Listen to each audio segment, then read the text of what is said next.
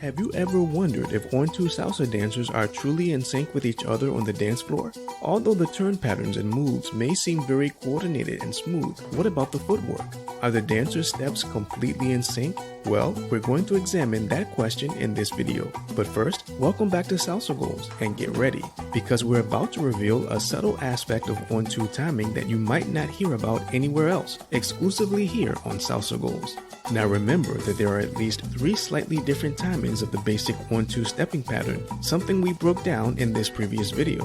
These timings are 1. Power 2 or contratiempo timing, also known as classic mambo, a timing which isn't used as much nowadays. 2. The New York 2 timing, which is the most commonly taught official On2 timing of today's New York style salsa. And 3. The syncopated 2 timing, which is almost like a compromise between the 2 previously mentioned timings. In fact, many New York 2 dancers sometimes end up using this syncopated 2 timing, perhaps even unintentionally, simply because it's so easy to do.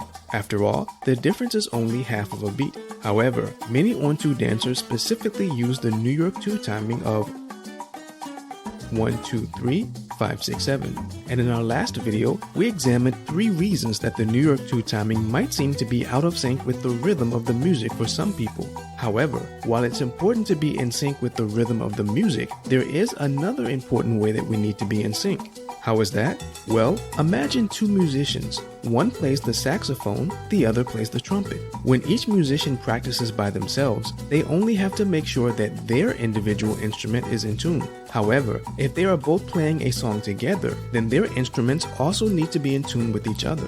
That way, they can make beautiful music together. Likewise, a person can dance in sync with the music when they are by themselves, but if they are dancing with someone else, then they will probably need to dance in sync with their partner as well. And in order for that to happen, it's important that both dancers take their steps at the exact same time. But believe it or not, that can sometimes be a small issue when it comes to dancing salsa On2. Why? Well, remember that the dominant steps of the salsa basic stepping pattern consist of the outside step or the break step, and then the step that the dancer takes to return that same foot back to the center. We'll call that step the middle step. And while the outside steps are always on beats 2 and 6 no matter what, the timing of those middle steps can vary depending on which On2 timing that dancer happens to be using. So if one dancer is trying to use the popular New York 2 timing with the exact counts that are taught, then their middle step will land on beat 5 or on beat 1. But if their partner is using the syncopated 2 timing, then that partner's middle step would land on beat 4.5 or on beat 8.5. If at any point one of the dancers ends up using contratiempo timing, then the middle step would be on beat 4 or on beat 8.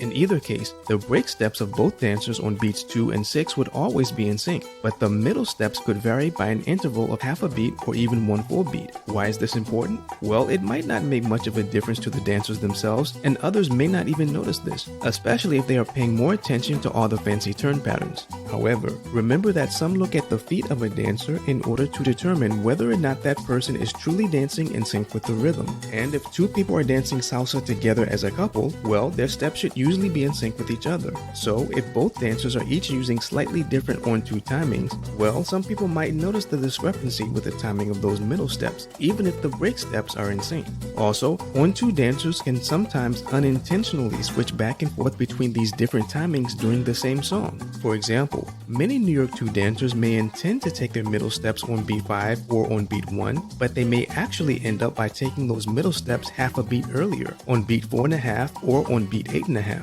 Therefore, our timing isn't always going to be perfectly consistent, especially since we don't have metronomes built into our bodies when we dance. So what can we do about this? Well, it has been said that knowing is half the battle. So tip number 1. While it's easy to focus on consistently taking our break steps on the same beats each time, it might be good to also consciously focus on consistently taking our middle steps on the same beats each time as well. After all, both the break step and the middle step can be referred to as the dominant steps, and these dominant steps both depend on each other in order to establish a consistent rhythmic pattern, kind of like 2 pieces of a puzzle. This means that they are a package deal, and it might might be nice if the timing was consistent for each of those dominant steps. Also, tip number 2, it might be good to learn each of those 3 slightly different on-2 timings. That way, we can be somewhat aware of the exact timing that our partner is using so that we can match it as closely as possible. Kind of like the way that 2 musicians who are playing a duet might try their best to stay in sync with each other. But even though this issue may initially seem very insignificant to some on-2 dancers, here's an area where it could possibly be more significant. The timing that you use for the footwork of your basic stepping pattern can be like the foundation of a house because it can determine the timing of the turns that you use. How so? Because the timing of the initial preparation move for each new turn often matches the middle step that the leader takes with the left foot. For example, let's take a popular move like La Copa, which looks like this.